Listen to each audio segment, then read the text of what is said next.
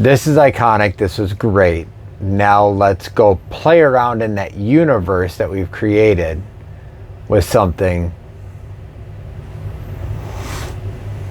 parallel to it, but not the same thing. That's what I liked about Deadpool and Wolverine. The movie was not made because of the plot. The plot's there. It's thin as it is. It's enough, but it strings it together. But you get to see Wolverine brought in the suit, all the different cameos, interlacing with the Loki storyline and the TVA, and interlacing with, Gambit was there, like Daredevil and Blade and Blade. Oh my! I freaked. It was that great. Was like that. Sorry, spoilers. Yes, spoilers. We'll put a thing before it.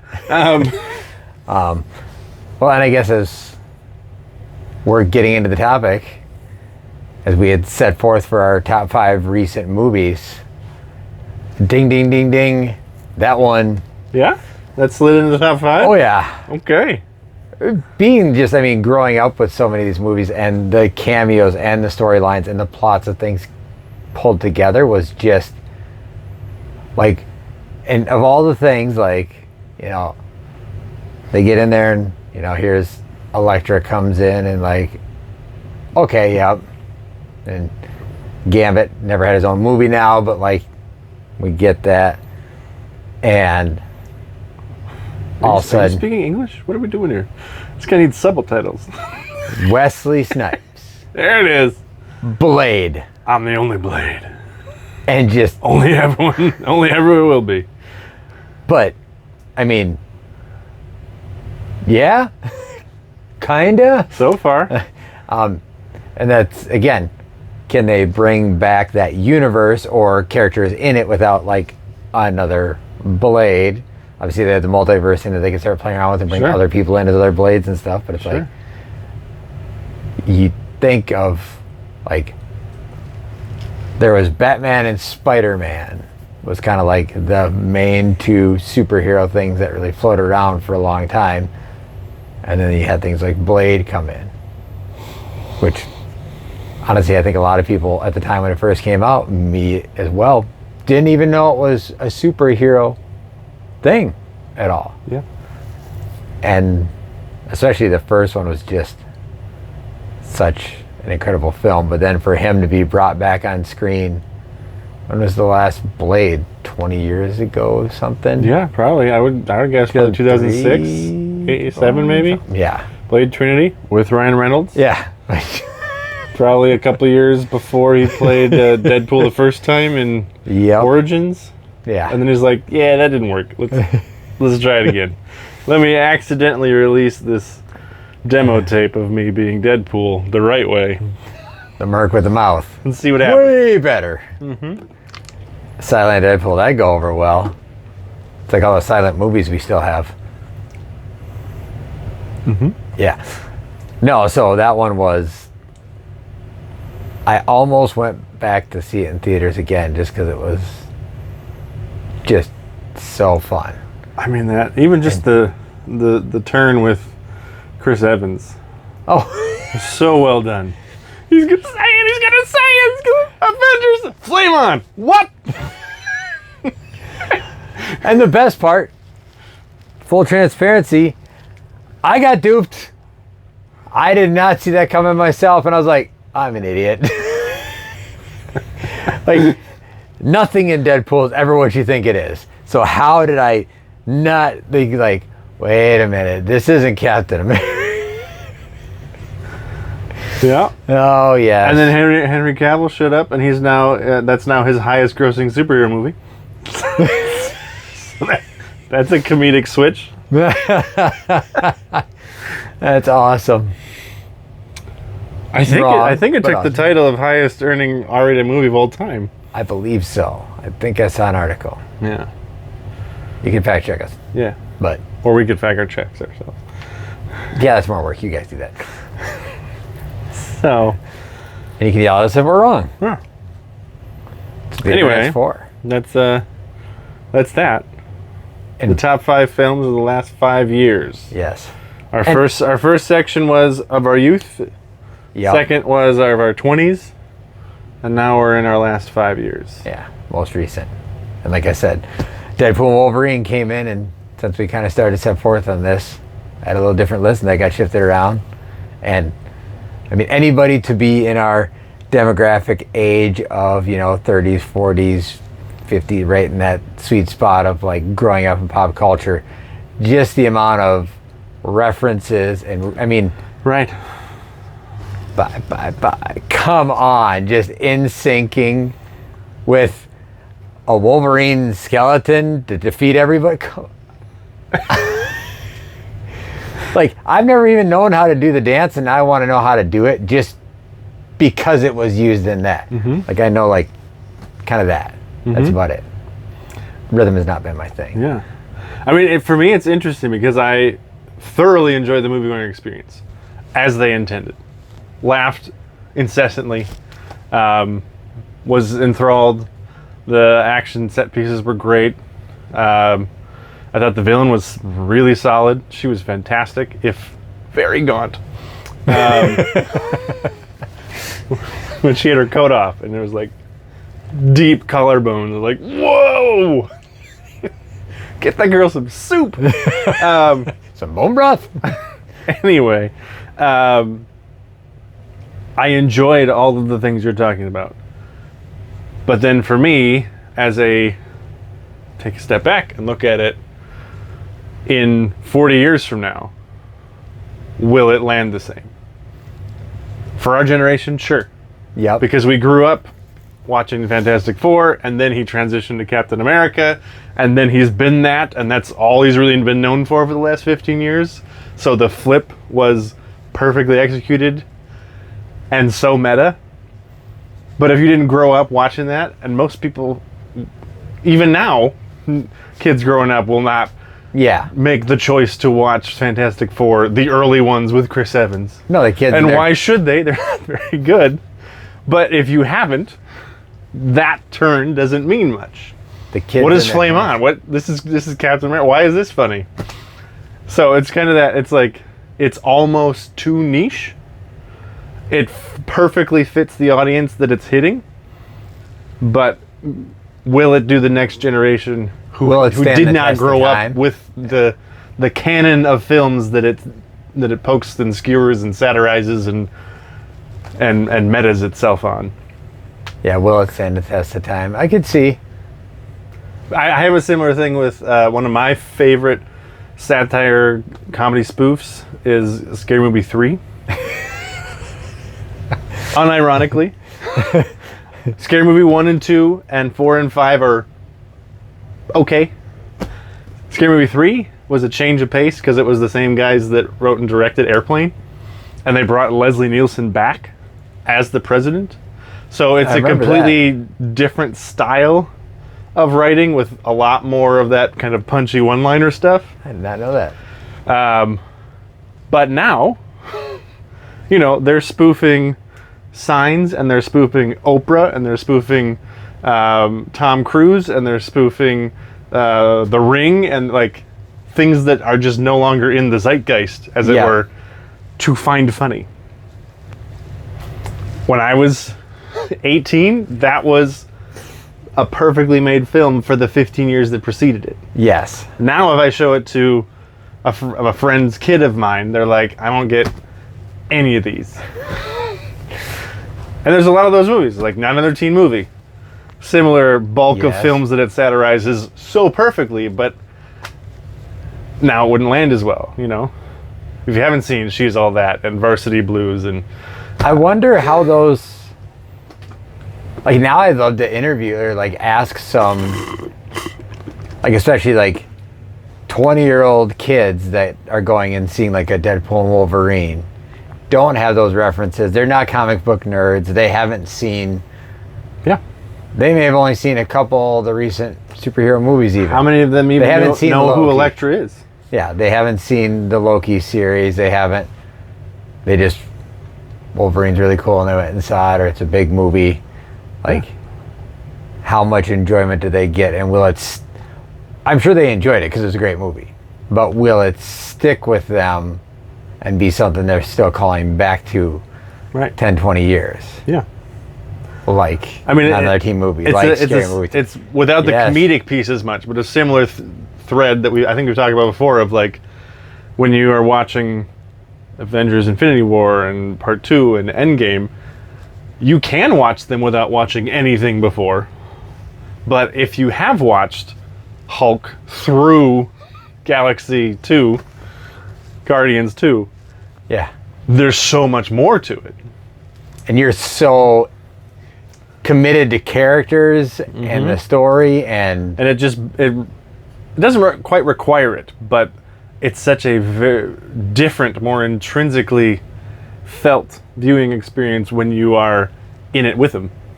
I think it locks it in just a lot more emotionally for you when you have that experience. So I think that's... But I don't know. I mean, Time and Place, like Airplane, classic spoof movie, was a spoof of a movie called Airport.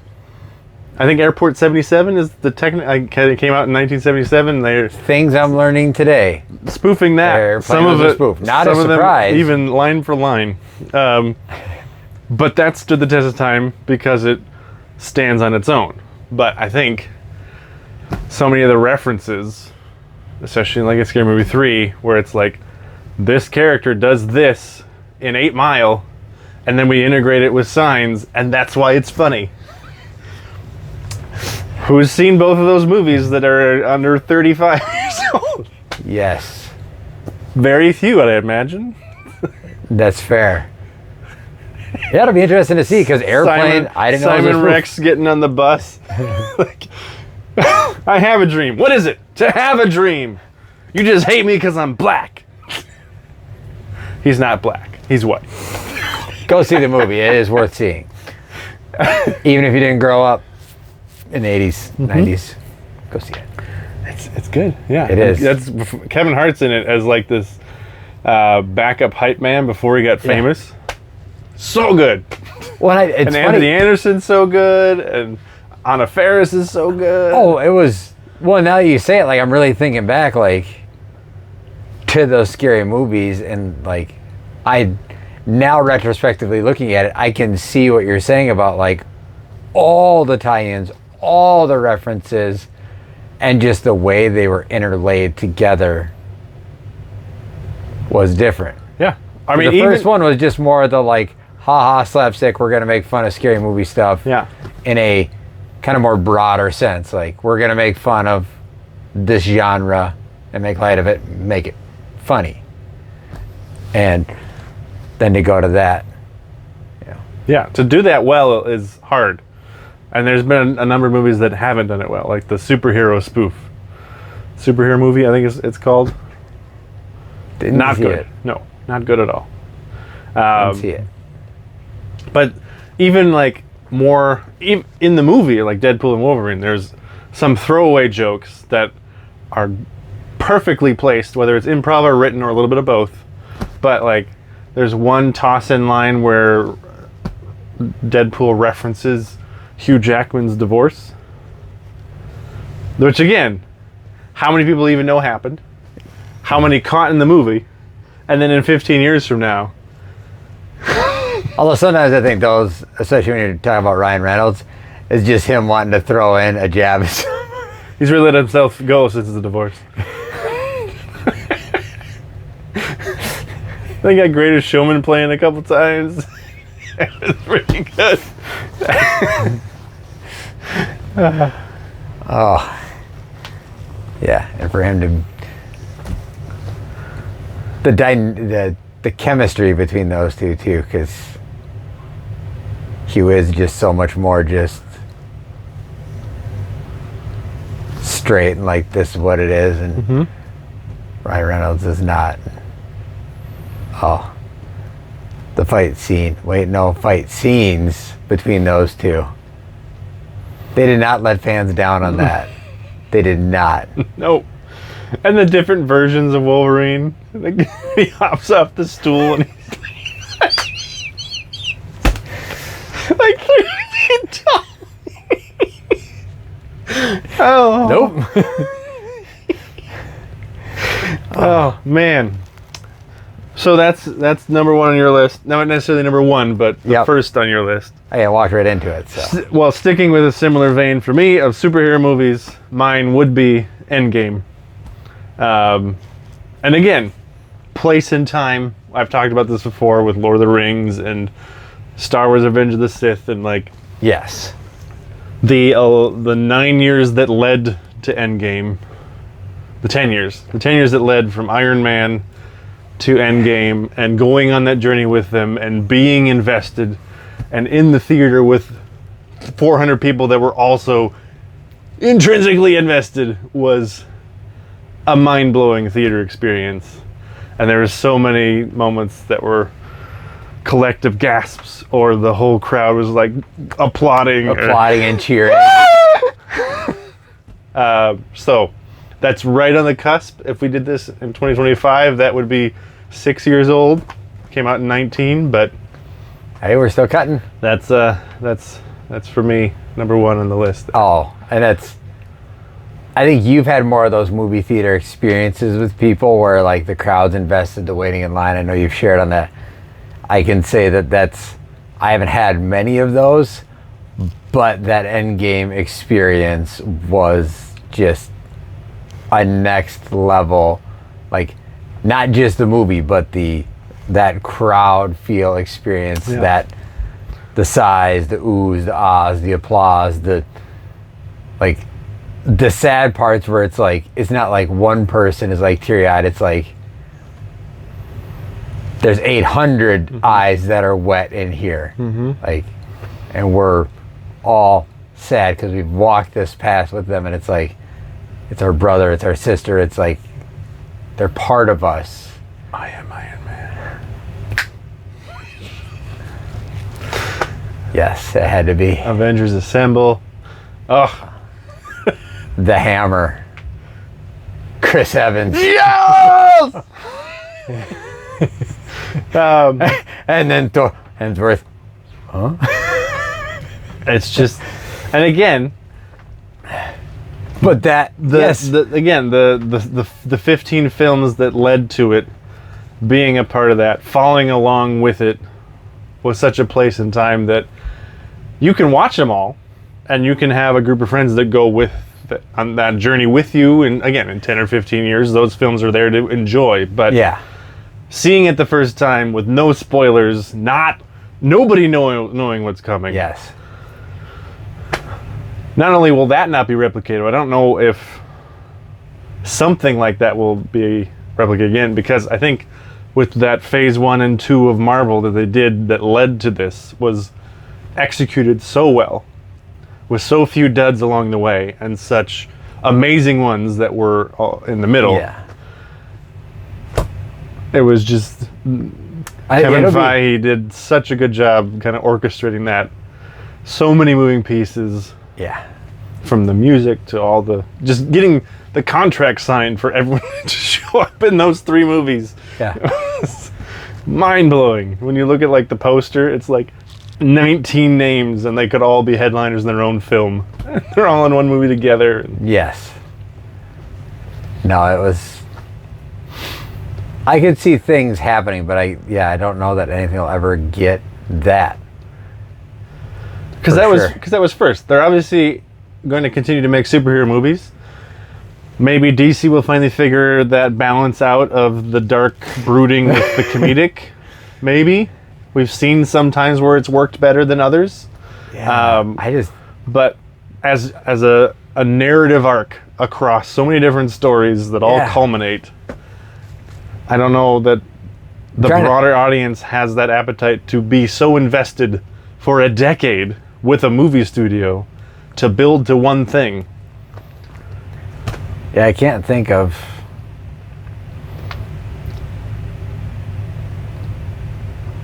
anything that like comes to mind that's like a topic or a genre, or like other than like the superheroes that we're already working with. Like what else could you even like? There's like, even you have like Harry Potter, and that was amazing, but it's Harry Potter all the way through. It's not different storylines all tying together. Yep. Yeah, Lord of the Rings, it's all Lord of the Rings. They've tried. But it's not. You know, some are better than others. You know, it seems to be kind of dropping in quality as we go from the Lord of the Rings to the Hobbit to Rings of Power. Yeah. Sounds like we're getting some more live action ones from Peter Jackson, so maybe there'll be another come up. I don't know if he's doing the Silmarillion or some other add-on story, but I know that they're doing War of Rohirrim, an animated film, is coming out this Christmas. Okay. I've not heard of it, know nothing about it. So that could be great. Animated films are awesome. So They do give flexibility. Mm-hmm. They really do, especially with what they can do with animation now. You look at like something like the new Spider-Man animated Miles Morales. Well, we just watched that. I had not seen them, and I've only seen Into the Spider-Verse, and we just watched that yesterday. So you didn't see the first one? That is the first one. Right. Across the Spider-Verse is the second one. No, but the very first Spider-Man Miles Morales movie, what was it? I'm drawing a blank right now. I think it's Into the Spider-Verse. I thought it was. I think they've only made two. Into and Across, right? Oh, is that what it? Oh, yes. Okay, sorry. Yes, Into, Across. Then we're waiting next. Yeah, sorry. Yeah. So we watched that one. Sorry, which one did you see? The first one, Into the Spider-Verse, where it starts out with Peter Parker, and then he dies, and they bring in Peter B. Parker, and then they bring in Ghost, and they bring in the animated pig one. That's John Mulaney and Nicolas Cage. Spider-Man Noir. I mean, if they want to do that, I mean, if you see, there he is. I'd be totally down for that. Off camera there, figuring. Anyways, yes, I would, especially if they had Nicolas Cage come in and do. Oh, I think his voice and they could crush that. Yeah. And especially if they did do like an all black and white, like animated black and white. Maybe just the occasional like flash of color and like the hype scenes. Mm-hmm. Yeah, I think that would be just to be so much different than like the colorful things of like what they've done with the couple Miles Morales films so far. Visually, mind-boggling. But if they all of a sudden went with the black, white, gray, but that same kind of storytelling, same kind of action. Yeah. But then the raspy, rough Nicolas Cage, kind of like noir Spider-Man, like a Sin City mixed with Watchmen kind of feel. Yes, that to me just seems, and it seems like they're setting up to have that at some point. I think it really just comes down to if they can get Nicolas Cage to sign on to doing one or two films with it. Yeah, maybe he's still pining for Ghost Rider 3. I'm sure he doesn't turn much down. It appears. No, it doesn't seem like he does. Good for him though, because I enjoy what he does. When he hits. I thought he was great in Matchstick Men. I really liked him in Kick-Ass as Big Daddy. He was great. I enjoy him a lot in the National Treasure movies. Yes, I can't believe we haven't gotten a third one of that yet. I really. I know we got a Disney Plus series, but I want a third one. Yeah, I really enjoyed those. That was a good time, and just he was great in adaptation. Ghost Rider, good. Yeah, it's Nicolas Cage. Yeah, can go way back with Con Air. Yeah. The Rock. Yes. Face Off. Oh gosh. And it's like you don't like. Good Lord, he's had a long career and like hits all along the way. Mm-hmm. Like, and just makes such interesting choices as an actor. Yeah. And some are misses, but then some of them it's an interesting choice and it crushes. And you're like, wait, what? Mm-hmm. How did he just do that? Nicolas Cage. Yeah. He can. But all of his body of work, I'm a little surprised that he won his Oscar for Leaving Las Vegas, which, not even overstating it, he just plays drunk for an hour and a half, and that won him an Oscar. Which, he's not doing it badly, but it was like... You think that's the best he's got? I don't. No, that's what I'm saying. Like, the people that voted, like, you think that's the best he's got? Like, that's it? That's just... It felt early. For me, it felt like he should have won for adaptation and not Leaving Las Vegas. But I think maybe they felt like, well, we already gave him one. So... We'll give it to somebody else. We'll give it to someone else. Yeah, those things are always... Some of those things just make no sense. Yeah. Often, Oscars and things, I'm like, I haven't heard of 7 of these 10 movies. Mm-hmm. Oh, and 5 of them are the top 5 movies. Cool, okay. Okay. Guess I'm not a film critic or a film snob or know anything about what... But I can tell you I enjoyed those. Yes. There are definitely at least 2 or 3 that are nominated each year that I'm like, really? This was one of the top 10 films of the entire year. Okay. Yeah. Yeah, you gotta wonder. So, and on the Endgame thing, I just circling back around, I just thought about, like, as you're thinking about the references to movies past and stuff. Captain America with Mjolnir, with the hammer. Like, in 10 years from now, if you haven't seen the movies before, not as significant. He's just using Thor's hammer. Like, whoop-de-doo doesn't mean a thing. Like that. That also makes me a little sad. Like, because that, like...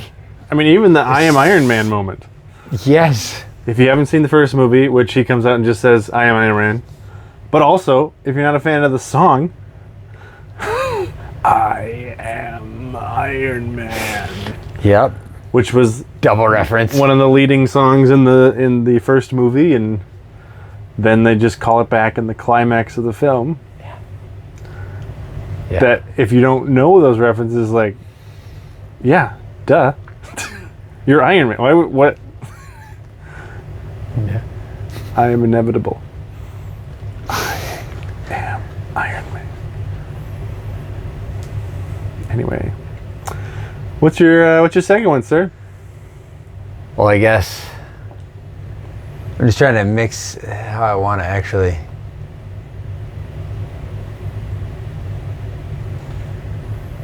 Which one I want to go to next? There's so many choices. I will say Endgame was one of the ones that was up there for me as well. So an honorable mention on your end. Yeah, that's where we'll put it. All right. May or may not have been on the list before I bumped it off for Deadpool and Wolverine. And then you picked it, so I figured maybe I'd just slide my other one back in. May or may not be the truth, I don't know. All right. But since I've already talked up Ryan Reynolds in one movie, I feel like I have a theme of liking his movies recently, but if I really, really, really enjoyed that movie. Okay. Just the... Like, and it wasn't like it was even...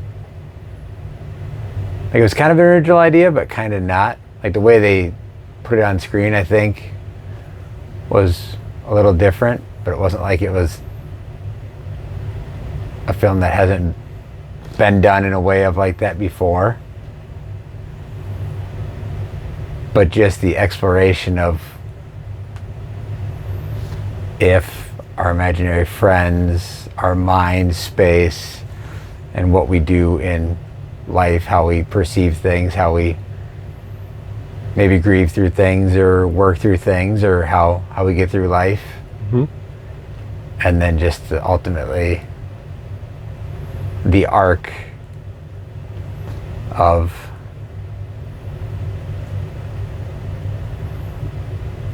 just what does that really look like, but told like with the kid at the center, with happy, fun characters, and then helping all the people along the way, and that actually, like, the healing of others is actually what heals the main character, is by working down that path to figure out, like, okay, what's the missing, what do I need to do to help these other people, is ultimately like what brings it all to the climax. Interesting. It's one that we have planned to watch again as a family, just because I saw it once in the theater so far, but it stuck with me. It's almost where it's so much just the way they emotionally told the story that stuck with me of, and maybe it's just part of where I'm at with, like, life, family, like the decisions you make, traumas you carry, how do you get through those things, what's the real memories, what's not the real memories, what's really happening. And it's quite the tale. Better question, did you end up seeing it?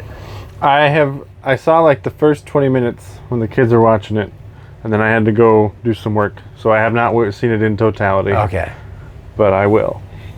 You should. Mm-hmm. It is. It's high praise. I quite enjoyed it. But again, it's not, of course, there's nothing on film that's an original idea. I just think the way that it was brought to life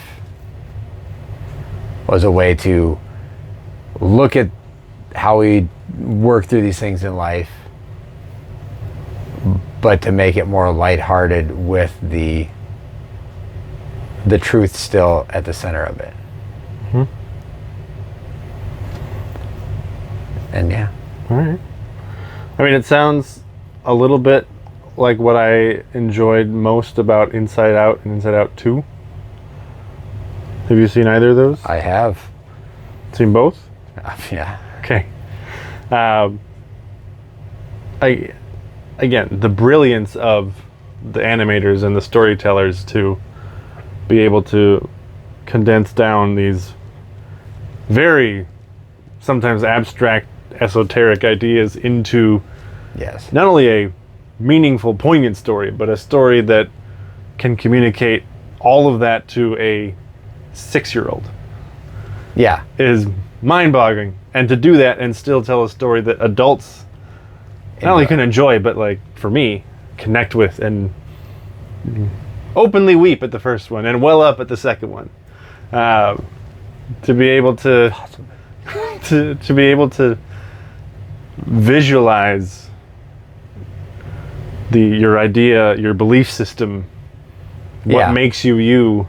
Yes. That transition to puberty and like their visualization of a panic attack, which I've never actually had to my knowledge, helped so much to kind of grasp what could go on inside of a person to bring on something like that. Yeah. And that was incredibly eye-opening to me. And it's in a kids movie. Teenage movie, I'd say. Went with my 8-year-old daughter, and she enjoyed it, but I think it was Inside Out is kind of right in her niche. I think this is 2 is a little elevated. I think. Well, I think that makes sense. They'll connect with it, but if you're 10 plus, you'll probably get a lot more out of it because you're living it. Mm-hmm. You're starting to really step into those next level emotions. Mm-hmm. And it's a lot about hockey, which they had some really cool hockey scenes in there. No. That opening scene where she does like the turns the stick over, hooks the puck on the blade and passes it through the feet. I was like, that's legit cool hockey move. Way to go. That is true. Especially when we're in the state of hockey. Yes, we are. No, I'd say, yeah, that's definitely on the vein of how I would say. And I feel like it was, If is just one that's even a little bit more, because it is like, not the animated, it's a real life, and it's a little bit more bringing that all, balancing almost like between real world, Inside Out, and like what that looks like with a real film. And probably something that, again, 8-year-old probably isn't, they're going to think it's funny, imaginary friend movie. You go 12, 13, 14, now you're starting to get into real life emotions. You've lived through some things. And then if you're an adult and you have kids and you've been on a journey to better yourself and work through your own childhood and, you know, figure things out, and you're like, oh, I felt that. From a goofy animated character thing on screen. Yeah. Yeah, I'd say the moment that hit me most in Inside Out 2, which I didn't expect, was there was a moment where they're about to fix it, and then their avenue to fix it goes away. Not to put spoilers in. And then they're essentially just left at the back of Riley's mind with no recourse. And they're like, Joy, what do we do? And she just has this moment of, you know how hard it is to always be Joy? And I felt that, because I am a very positive, optimistic person. Yes. That's a lot of my natural flow. But you're still human. But sometimes you break. the weight is there, the pain is there, the emotional stuff is there, and it just you can't, it's impossible to always have the optimism and the positive outlook. Sometimes the joy gets overwhelmed. So I thought it really well done to put that, the moment of she's still Joy, like she's still the emotion of joy, but it can be nuanced with more without it losing who she is. And Yeah. so that was right in there. Right in the feels. I feel you. I feel you in the feels. Yeah. All right. If. Okay. If you'd like, you can go next. My second one would be Encanto. Have you seen this? The animated, The Disney film, yes. we don't talk about. We don't talk about Bruno. Okay. Yes? You know. Yes, I've We seen don't it. talk about Fight Club. Sorry. By the way, did you hear they're supposed to be making a female version of that? I heard some rumblings. Gossip Club? I don't. Supposedly, that's something that. There's some Interesting. rumblings of doing. I mean, it worked for Ocean's 8.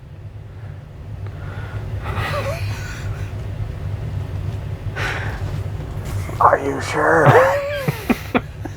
I mean, I enjoyed it. It didn't have the same No. joie de vivre and suave of the first one, but I didn't hate it. If they wanted to do redo Fight Club, I'd say it's a stupid idea, even if it's meant. If they wanted to do some kind of spin-off of it, I personally think that'd be a stupid idea. Doing a female version of it, not because it's a female version, I just think that that movie is such a well-told movie for the story and what it is, that you're going to have a real hard time living up to it, no matter who you do it with or what you do. Mm-hmm. Is it impossible? No. But my personal opinion on that one is leave it alone. It's awesome. Leave Back to the Future alone. I mean, you can make a musical of it. Don't redo the movies. And I would, yeah, because if you don't have Marty McDuck, like, You got nothing. you're nothing. Just no. Don't. Bad idea. Yeah. So sorry. Continue. yeah, no. Encanto. Yes. Encanto. I was not expecting to enjoy it as much as I did, which is the first thing, because this is one of those that was released in the midst of the pandemic. Of like, Yep. do we put it out on digital? Do we just stream it? Does it theater and digital? When does it find its audience? How long after it's in theaters do we put it on digital? And Yep. similar thing with Soul, which stunning movie. I think it kind of gets lost in the shuffle because it was in the pandemic. But well, when you don't have some of these movies that didn't get that big release, the big theater experience, I know people are discussing like, are theaters still going to be around or not? Like, I think they're going to evolve because they're going to have to be different to be successful and succeed and still be profitable. But I just don't see that experience going away because it is such an experience. Mm-hmm. Like, you can't, I don't care how good of a home theater you have and how big of a screen you have.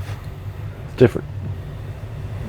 What are you going to get? 20, 30, 40 of your closest friends to come watch it? Does that mean they're the fans and the people that really want to see it, or are they just coming because you're going to show it? Mm-hmm. When you go to the theater, everybody paid money to go see that thing, and they're there to see that thing, and they're experiencing it with you. Most of them for the first time with you. Sometimes people are going for a second, third, fourth, many times. I went to Dark Knight 8 times. Show off. Yeah. So I never got the movie going experience, the theater going experience with Encanto. But I think we just kind of put it on one day because it was finally available. And I was like, I'm sure my daughter will like this. It's singing. And within the first song, I was like, it's Lin-Manuel who did Hamilton and Moana. So I was expecting quality songs. I was not expecting to be blown away by the lyrical density, the familiar relations, the internal trauma and working through that, and who am I if I'm not the person everybody thinks I am. And every time I watch it, I enjoy it more because it does such a good job of diving into that kind of generational norms, and people get put into boxes because of one reason or another, of like, this is what you're supposed to be, or this is what we as a family need you to be, or and then opened up the space to have the conversations about, I'm not okay. Yes. I'm pretending that I'm okay, but I'm not okay. Yep. And that's okay to talk about. Yeah. I mean, even the song Under Pressure is probably my favorite one in the movie, with the strong sister debating internally, like, how much pressure will it take until I just crack? And if I crack, does that mean I still have value? Yeah, her... And the weight of that. The strong no pun sister intended. And her character in there, like, her time on screen and her story and her opening her heart, like, that... Although, I mean, the whole movie, yes, was amazing, but I think because, like, for me, I've always felt probably a little bit akin to her. Like, I'm the oldest child. I'm a dad. I'm a head of household. Like, you have to be strong. You have to carry the load. Like, and it's like even though it's a strong woman on screen character, it's like, oh, I feel that immensely. Like, how strong am I? How much can I carry?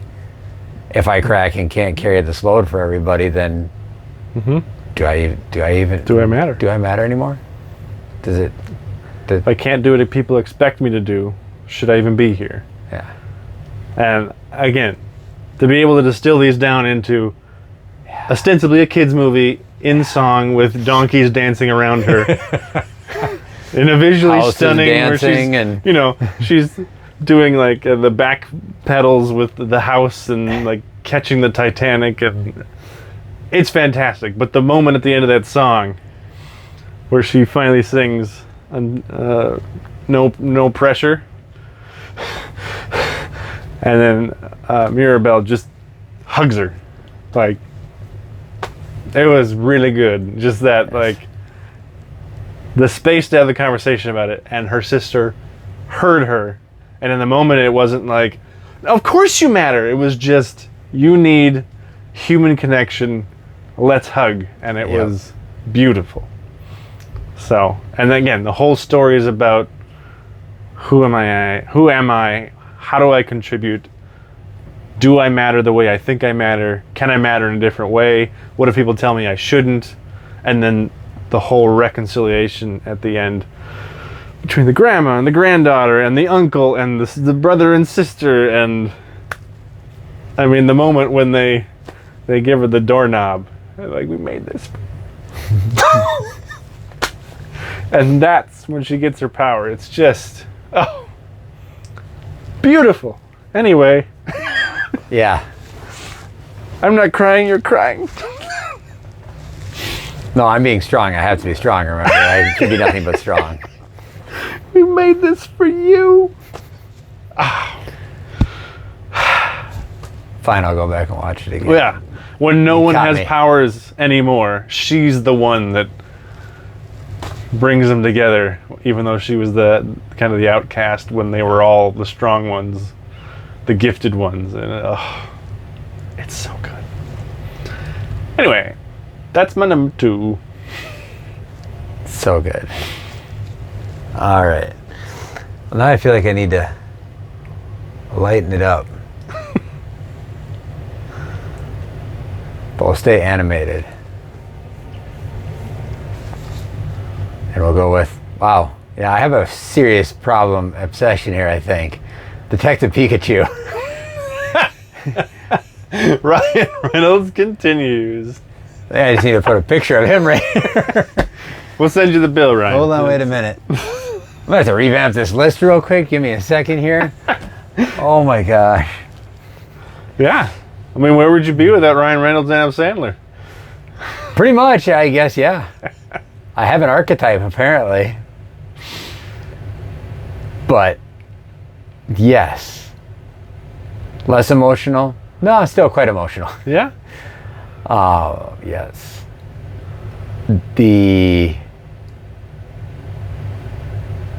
bringing Pokemon to life, and how do you take a video game and a world obsession and bring it to life, but then to actually give not just a bunch of Pokemon running around battling each other and silly nonsense. Yeah, like, I thought that was so good. Like, Such a great choice for Yeah. how to tell that story. and to uncover, like, okay, what is, like, because he goes on the journey of, like, who am I? And, like, the whole time, like, we've had a lot of spoilers, I guess, right? So Sure. the whole time, like, as the son is trying to take this journey to figure out, like, what this mystery is, who am I, who's my family, what is all this, Pikachu's with them. But it's not just Pikachu. His dad is with, like, oh, wait a minute.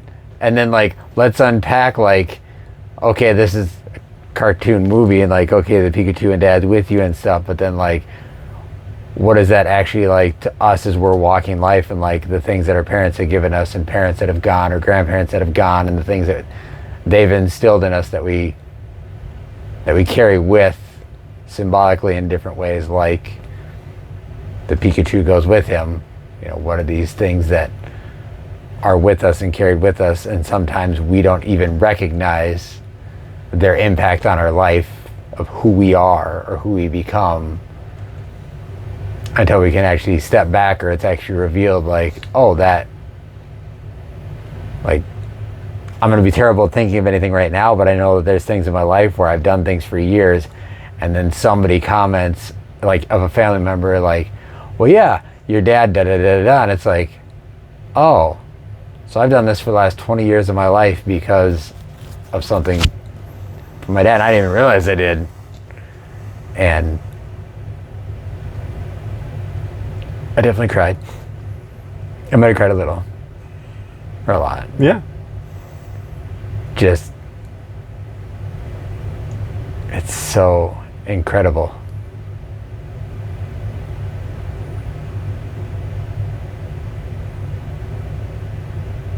I think too, the thing that I'm just recognizing about the recent movies is how much, like, as I'm sitting here, it's the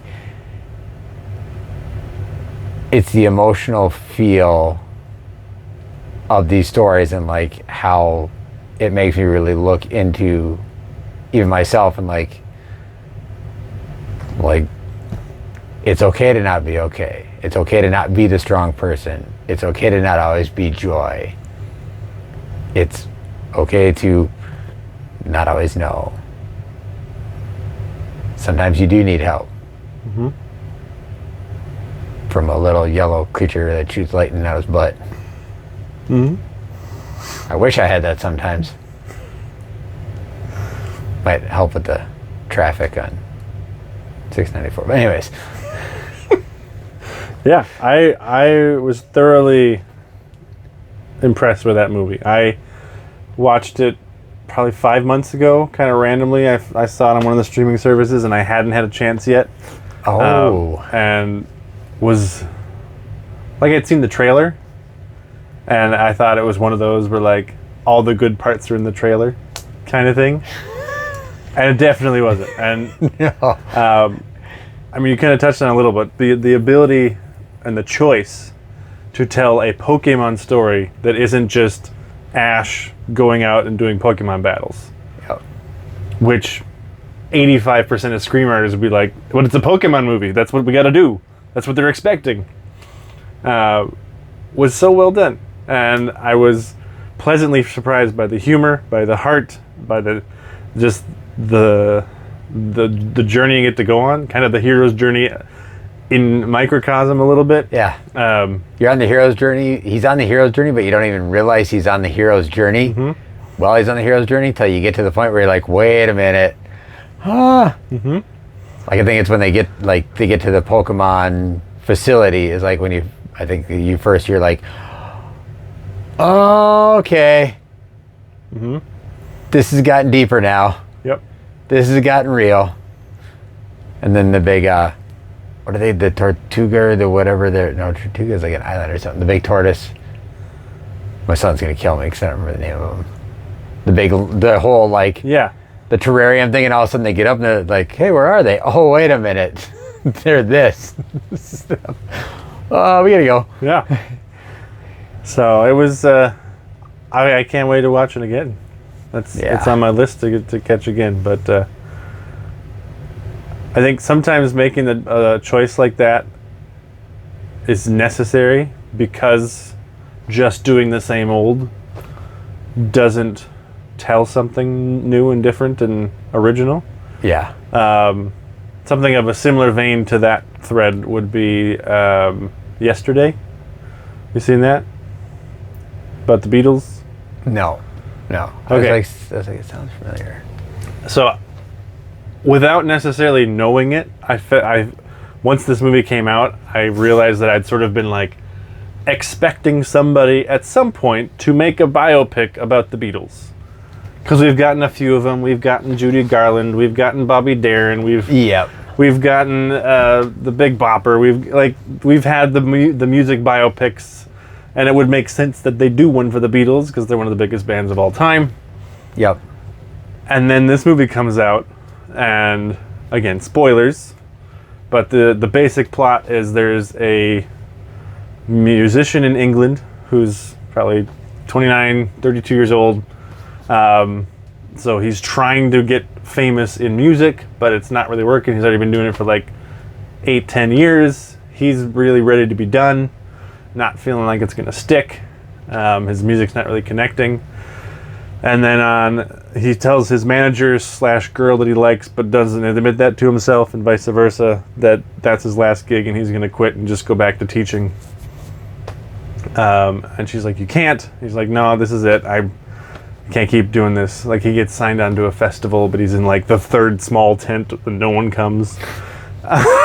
And on the drive home, he gets hit by a bus, and while he's falling through the air, all the power on Earth goes out for like 3 seconds, and as he lands, it comes back on.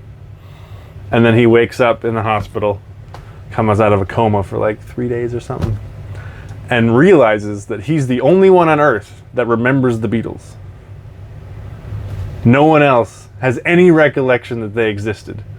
He can't find it on Google. He can't find any of their music. But he still has all the knowledge of it. So he then recreates as much of the Beatles music as he can, gets famous from their music, and then has the dilemma of like, nobody knows these songs, but they aren't mine, and it's the reason I'm famous. And it was such a unique way to tell the story of the music of the Beatles without it being The Beatles. the Beatles story of John met Paul, they met Ringo, then they brought on George, now they're a band. Which is still a great story, but to see it done that way, for me, brought forth the appreciation that is the music of the Beatles, and that's why they're as long-standing, as popular as they are. And again, spoilers. I don't know if I want to say it. If you'd watch it, would you watch it? Oh yeah, I'd watch it. Then I won't say the next part. But there's a really cool part at the end that could only happen in this. Yeah, because what you Version of told, like, I events. remember the premise of the movie now that you're, like, Yeah. saying it all that it was. There's a really cool scene that for a long-standing Beatles fan was incredibly unique and cathartic to see on screen that couldn't happen if you just did a biopic of the Beatles. But in this universe, you get to see it. And I loved how they presented it, and they don't explain why it happens, which they could have gotten on this, like, the quantum verse, and there was atoms, and they just don't address it at all, and it makes it much better, because there's no good way to address it. It's just movie magic. Here we go. But it just tells a good story in a fun way, and it's great. So the lead guy's in it. He was fantastic. His manager is she's from SNL. What's her name? She was also in Barbie. She was in Ghostbusters. Kate McKinnon. Okay. She was hilarious. Plays his manager, is like, you're gonna get famous now. Let's just go. And mildly unscrupulous. Ed Sheeran plays himself. Love it. He was fantastic. So, recommend. On that note, too, did you see who played drums with Ed Sheeran? No? Chris Hemsworth. Oh, Yeah. okay. It's something, I think it has to do with, what is it, I'm gonna draw a blank right now. What's this series that he's been doing, the Limitless series? And he wanted to, like, learn how to play drums and play drums on, like, a big stage show thing. Okay. And so he went to an Ed Sheeran show and played drums for Ed Sheeran for the show. Wow. Yeah. Okay. How trippy would that be? All of a sudden you're up there, you're like watching, you're like, Welcome to the stage, Thor. is that Thor drumming? Might have been a Metallica concert? What are we... I was like, that's incredible. And like, totally just a Ed Sheeran, Chris Hemsworth kind of thing to do. Like, something that is Chris Hemsworth just going and driving with somebody. Yep, see that. Ed Sheeran being like, oh yeah, sure, come on. Let's go. You can come drum with me. Yeah. Why not? They both seem like such nice, regular dudes. And I did see an interview with Melissa McCarthy and Kate McKinnon after their Ghostbusters came out. And Chris plays like their dumb assistant, and then he gets taken over by an entity and becomes the bad guy in the movie. And they were saying, like, between scenes one day, he just starts singing, and he's got the voice of an angel, and I about slapped him, because I was like, no one should look as good as you and sing, you jerk. Now he can play drums at a stadium concert level. Okay. Yep. Might as well. Why not? Make me feel less strong even more. All right. All right. Detective Pikachu. Okay, we're back to you. Yes, I was we like, are. wait, what was it? Detective Pikachu, yeah. All right. I know we talked about this one of our earlier videos, but Barbie. Oh, yeah. And I'll probably put two together because it's Barbie and Oppenheimer, which is a little befuddling for me that it was two movies that came out like a couple weeks apart. And they're two of my top 5 in the last 5 years, but for very different yet similar Well, but reasons. apparently all mine are Ryan Reynolds, so I just wait till he puts something out, and I'm like, I put that on the list. So So yeah, Barbie and Oppenheimer are 3 and 4 on my list. I know we talked about them at length in an earlier video, so we can harken back to some of those comments. But the main synopsis is, again, that examination from 2 completely different perspectives and vantage points and styles of who am I important, how can I lead, how can I follow, what's unique about me, and then what impact can I bring to the world through that. I haven't seen it done better than those 2 films recently, and it was amazing to have those 2 film experiences right next to each other. Very close together. So, Oppenheimer I was expecting to be good, not great, and Barbie I had no expectations for, and both of them came out at a 9.6 out of 10 or higher. Well, I think it's definitely, and I'm picking up a theme from like pretty much majority, if not all of our picks so far, is they really do, like, there's so much story and like underlying like character development and like existential, like if we go to the Oppenheimer and it's like, am I doing the right thing or not? Well, I've already opened the box, so I can't put it back anyways, but like did I do the right thing? What was I supposed to do? Yes, it's good for us, but is it actually the good thing to do? Like that kind of thing from the Oppenheimer. Then what was Robert Downey Jr.'s character? I can't remember his name. Don't remember his name. But his character for being jealous, bitter, sour, again, very real. And he played it so well. Like, what if you have the power to try to coerce things and you feel that you've been gypped or duped, what might you do? Right or wrong? Yeah. What would you be willing to do? What does that really look like? Like, it was, Yeah. the characters playing out. I think in Oppenheimer, though, when and I remember exactly how he says it when he talks about,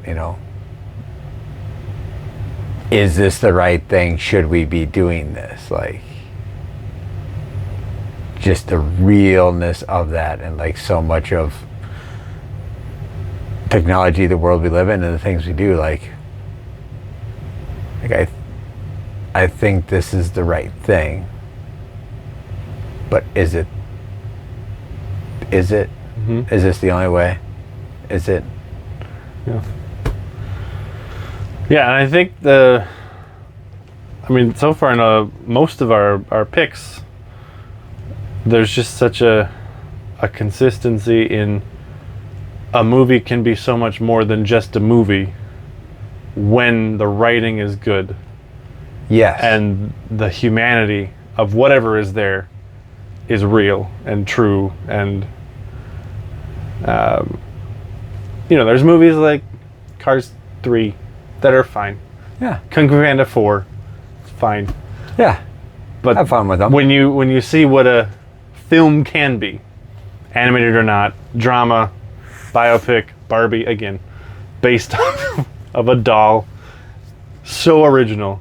But when you tie it to the human experience, it can just be so much more. And seeing that done in different, unique ways is one of my favorite experiences of my life. So. No, and that's. I did not see Barbie coming in any which way. Again, I think just as like the Pokemon movie, like, oh, okay, Pokemon fighting, shoot blah. Like Barbie, Gotta catch 'em all. like you think Barbie, oh, ha ha ha, beach house and dream house and Ken and like Barbie life. No, we're going way deeper than that. Like, what's the real? What was I made for? Yeah, Oh, I love that song. it's a good song. Every time I play it, I repeat it at least once. Well, and you go, like,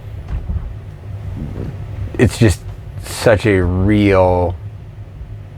Everybody has that, like, what am I made for? Like, and now we don't all necessarily feel like a Barbie doll, but we have different molds or forms that we feel like we were plopped into. But is that who you are? Is that all that you are? Is that all that you can be? Yeah. I mean, even the line in this, I think, second or third verse where she goes, I think I forgot how to be happy. Something I'm not, but it's something I can be. And it's so sad and real yet aspirational. Yeah. In four sentences. Yeah. The writing in that song is just so good, and then her performance is so good, and her performance at the Oscars was even better live somehow. Anyway, Well, and it's a real emotion. It's a real part of life, but it's not a hopeless feeling. Like at the end of it all, it's like, this is where I am, but there's still hope. It's not the end, and it's okay that I am here. Like it's not inherently bad that I'm here, but I can change this. I can go somewhere else with it if I want to, and that we have that opportunity. Yeah. I mean, again, when it's done well, it catches you off guard. Similar thing would be the Lego Movie. I again went into that with truly probably lower than Barbie. I like Legos-ish. I can enjoy building them, but it's not a thing I do much. My wife loves them. We might have to cut here, folks. My wife I don't loves them know. a lot more than I do. Like, I like your wife a lot more now. her You gifts went down, she went every up. Christmas is just give me a Lego set. Again, I can enjoy Pass them, around. but it's not like, oh, I can't wait to get the next one. So when I saw the Lego movies coming out, I was like, okay. And then it just bowled me over with humor, with some of the music. But again, the story of like a guy who sees himself as a nobody can be the one who uses the gifts he has, whether hidden or not, known or not, to... Which were nothing special. Right. Nothing special I'm at all. not the special, and that's okay. Yeah. We can still achieve something together, and I can bring a different perspective. And Oh, yeah. it's kind of akin to Encanto, of like all the others are the special builders, the master builders, and Yep. he's not.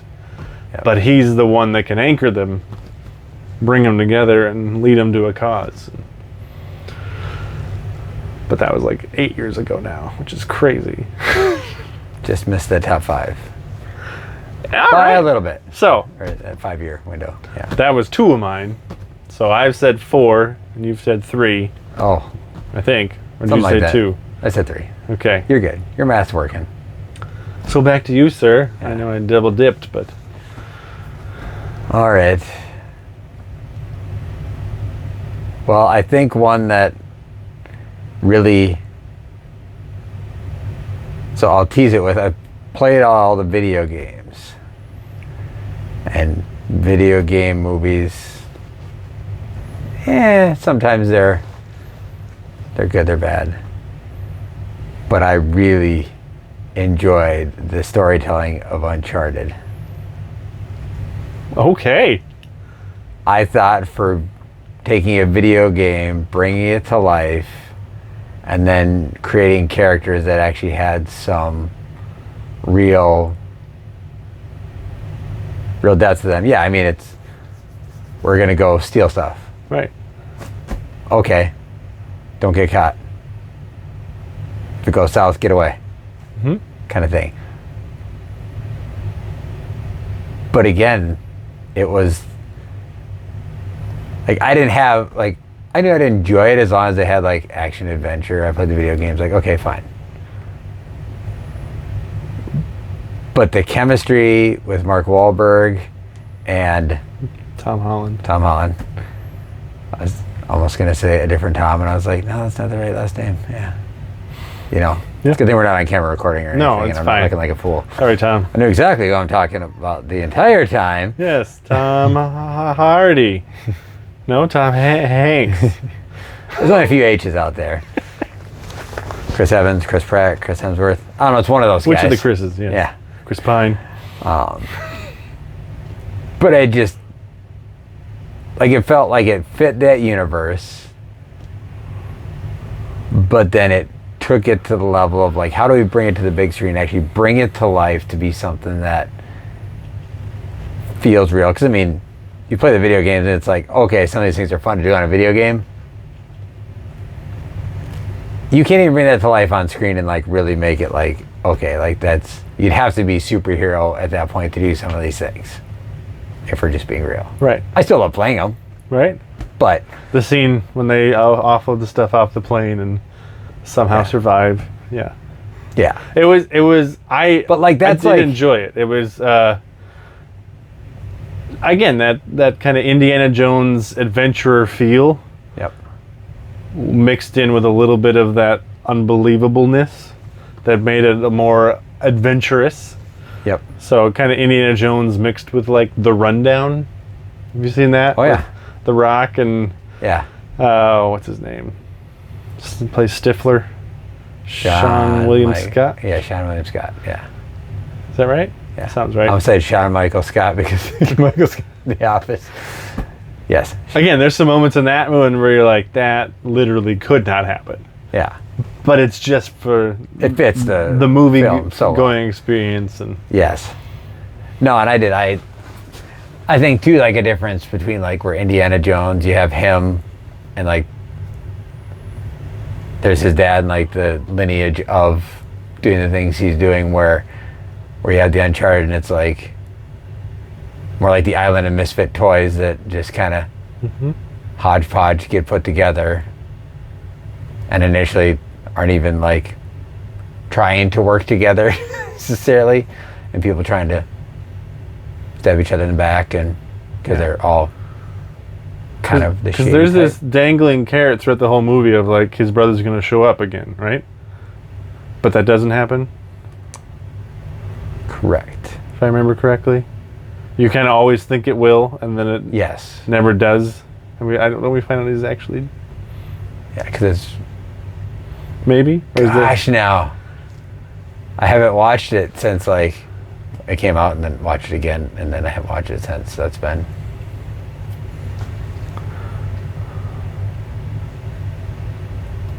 I might get beat up for this one in the comments. I don't know. That's all right. You can't feel the comments. I'm strong. Right. Yes, as you need to be, even under pressure. You know. Like a drip, drip, drip, like it's ready to blow. Oh. Anyway.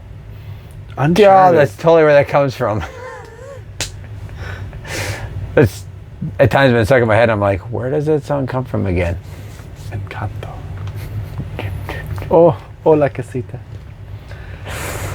Uncharted, man. Yeah. They making another one? Oh yeah. All right. Last I knew. I mean, that could totally change, as all things do. Yeah. I mean, it's just a fun movie. The ending climactic fight when they're like on two ships being carried through the air by helicopters, having a literal boat battle. Boat battle, but in the air. What are we doing? But it was so fun. It was yeah. so fun. Had to be. Uh-huh. Had to be. All right, Uncharted. Yeah. Okay. Well, my last one, I don't know if you've seen it or not, is Everything Everywhere All at Once. I have not. Have not seen this. Okay. I would be very interested to hear what your take is on it. It won Best Picture 2 years ago. It feels like what Doctor Strange and the Multiverse of Madness could/should have been in terms of playing with interdimensionality and all that. but it's anchored, and here's where it comes back to the rest of our list. It's anchored in this familial unit of husband, wife, and their daughter, and the interplay of the relationships and the history that led them to where they are in this movie. But it is almost hard to describe of the film experience that you go through watching it. I've never seen a film like that. It's just so much of it is totally original and out of left field, and what is happening? And yet it all comes to a head where I'm crying because I don't want to tell you. Hey, that's. But it visually it blew me away. Writing wise, it blew me away. Acting. It got Short Round from Indiana Jones and the Temple of Doom, the little kid. Yep. He plays the dad, and he won supporting actor for it at the Oscars. And then the mom won Best Actress. The daughter was nominated but did not win. Jamie Lee Curtis won for Best Supporting Actress. So, the performances are strong. There's moments where it's just completely weird and absurd, and there's moments where it's I like weird and absurd. Completely just gut-wrenching, and again, it's all driven by and in service and anchored to this: will they reconcile? Can they reconcile? Can they have the blinders taken off and see each other for what they are, not what they believe each other to be? And it is... That's good. A stunning film, I would say. That is good. Like your description of that right there, because that's so often, like as we navigate the world we live in today, how often do you perceive people in a certain way that in time you kind of find out was completely wrong. Mm-hmm. Like if you're in a room and you think somebody's looking over at you talking about you, odds are they're not. But we'll get it in our mind that they are, or that these two friends are conspiring to hang out and do things together without you because they don't like you. When really that's not it at all. It just happened chance of the way the last couple connection things went. And one of the last times you got together, you said, I'm going to be so busy I won't have time to hang out for a while, so they were trying to be respectful and not bother you. It wasn't that they didn't want to hang out with you, it was just like, probably going to be a busy couple months, so we'll just let them do their thing for a while. Mm-hmm. Not thinking that you're going to be like, they hate me now. No, actually we don't. No. We just thought you were going to be busy, so we just weren't going to bother you. You want to go see a movie? Yeah. Well, no, I'm kind of busy. You jerk. That's what we're saying. You're trying to, but I want you to ask so I feel included. So you can reject me? That doesn't feel very good to me. Yeah, but then I know you won't hate me. Oh, hey, more people don't hate me. Navigating relationships in life. Uh-huh. That one sounded like it was grounded in truth, sir. I don't think you made that one up. So, like I said, I would be very intrigued to hear your take on it. And I would say, just because the visualness, the visual scape of the movie is so here and there, and the title, Everything Everywhere All at Once. Like, it takes, for me, a second viewing to be like, oh, I get all of it, and now the second time I could just enjoy the film, not trying to just grasp what's going on. Which is another so earmark I have of to a commit to watching it twice. You're really selling this thing. Like you don't have to, but you'll get a lot more out of it the second time, I would say. I don't know if your upselling skills are going in the right direction.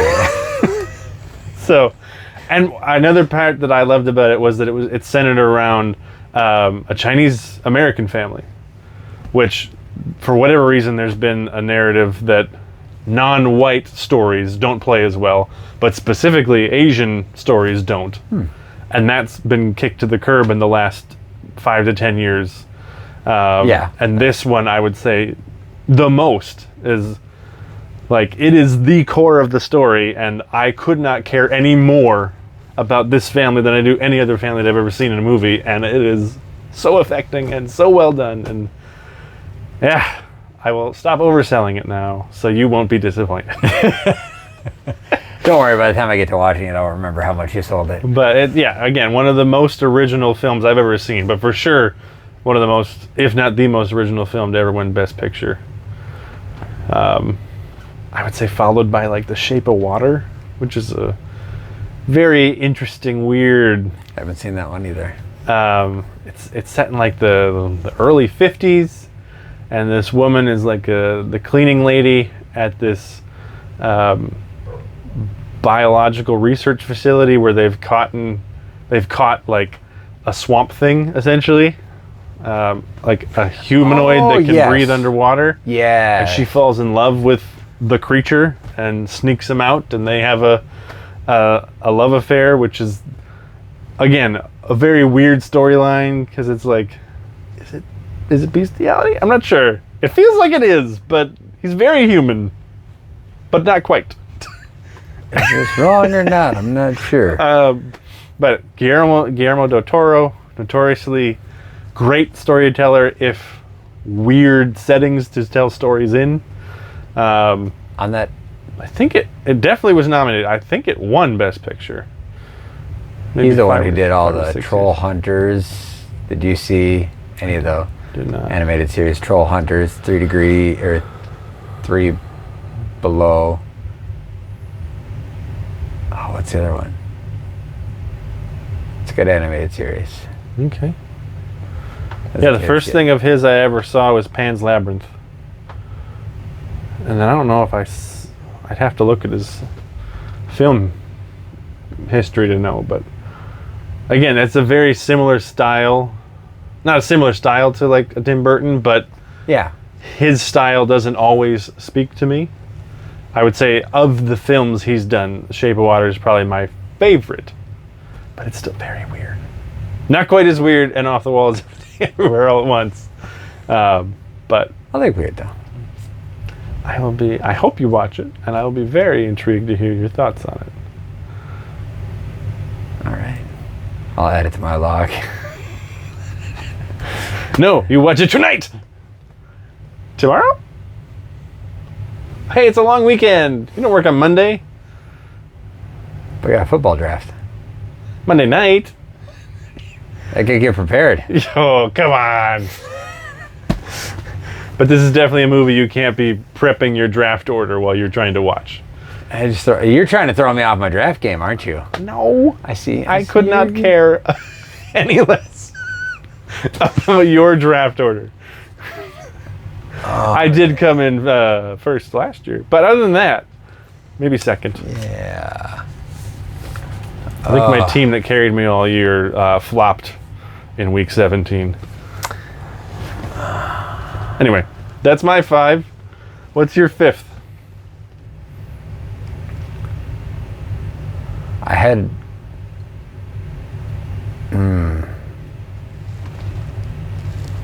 It's so tough now. Because it's like, I feel like I already kind of threw out the honorable mention of like Endgame being one that I like that you. We could have the same one. So. But then there's like 2 more that are like. On the cusp. Yeah. Well, and they fit so well with what's been going on. One animated, one not. If anything, I feel like I should pull back from Ryan Reynolds because I feel like I might need to go to counseling or therapy for this year. And also, I should probably just check on when the movie actually came out, but I think it still fits the... You're really hedging, man. I know. Well, it's a Ryan Reynolds movie. Okay. In the last 5, maybe 6 years? Yes. But not Deadpool. Nope. Free Guy? Yes.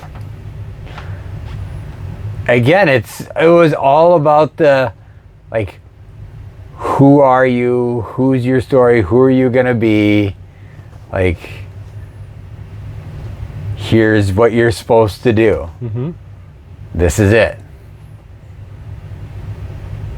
No, I'm not gonna do that. And like, what does that look like? And some of the realities of people not wanting that to happen. Obviously, in the movie, there's villains and bad guys that are trying to keep things the way they are. But often in real life, we have people that are trying to keep us in places or lanes, not because they're villains or bad guys, but because they think that's the right thing for you, or they're uncomfortable with you going left or right, instead of just like, here is the path you're supposed to go on. Get the good job, get the house, get the dog, get the 2.5 kids, work your 30 years, retire. That's what you do. Mm-hmm. But what if you don't want to do that? That's your prescribed journey, sir. I've seen it. And I remember the basic plot, but I'd probably have to watch it again to refresh my memory. I think after all the movies we have covered, if you go back and watch Free Guy, of course it's a humor, video game character movie, but again, like on the vein of like, now obviously it's not Barbie best film, but it's who are you? Mm-hmm. Who are you gonna be? Who can you be? What do you want to be? And then the challenges and hurdles that go along with that. And facing your own insecurities, your own questions and doubts, to be the hero of your own story. All right. Yeah. And there we have it. 10 films. Rounding out our list. I definitely think that earlier films for us definitely had like a time, place, moment growing up, different things with that. I'd definitely say that the commonality of things in the past 5 years is really that character story arc. Yeah. And I've found it fascinating, especially rewatching some even classic Disney films, but watching them anew with my kids as a parent. It just hits you different. You're at a different stage in life. You've been through more things. You not only conceptually can grasp them in a film that you wouldn't have caught before, but they're important and significant, and it's just it adds so much more to the body of work that is the film when you can see it from that adult perspective. Yes. So there's a lot of movies that I watched young that I will want to watch again to see what I missed and how much more there was for me to get now that I have the fully formed prefrontal cortex and Yes. everything needed to actually appreciate the entirety of the story. Oh gosh. Some of the things you realize you completely missed when you were watching them as a kid. Some good, some like, oh, I get that joke now. Mm-hmm. There's a lot of those in some of the kids stuff. Yeah, they did Inside Out too. Did you catch it? When they're dropping the girls off at hockey? He's like, it's going to be a nice weekend for us. What do you want to do? She's not even looking. She goes, well, we're going to clean the garage. We're going to clean out the closet in the basement. He said, And then their conversation just fades out and goes to the girls. yeah. You got the lip bite. Hmm? Oh.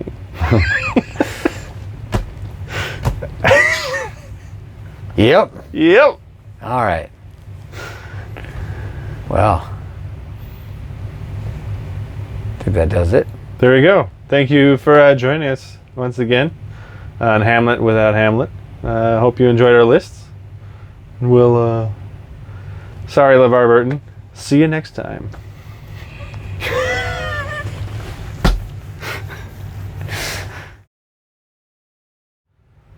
And Luca. That's another one that is And again, animated story arc, character. Who are you? Fish man, real man. No one knows how active that is to my life. Mostly I'm a fish man. Sometimes I'm a burger man.